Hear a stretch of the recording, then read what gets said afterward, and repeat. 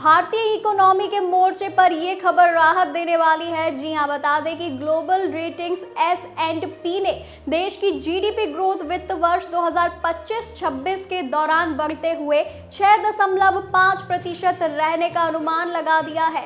इस भविष्यवाणी के बाद पिछले महीने की तुलना में जीडीपी ग्रोथ में सुधार हुआ है।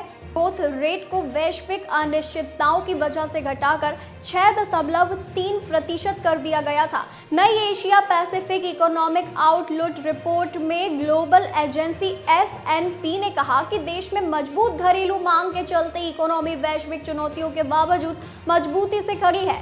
जीडीपी को सपोर्ट करने वाले मुख्य फैक्टर कच्चे तेल की कीमतों में गिरावट, सामान्य मानसून की उम्मीद, ब्याज दरों में कटौती की संभावना और आयकर में रियायतें शामिल है।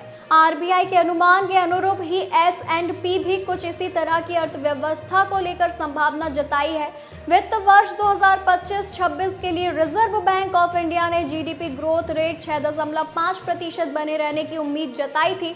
इधर अमेरिकी टैरिफ पर S&P की रिपोर्ट में भी चिंता जाहिर की गई है और कहा गया है कि इससे निवेश और वैश्विक व्यापार को चोट पहुंच सकती है।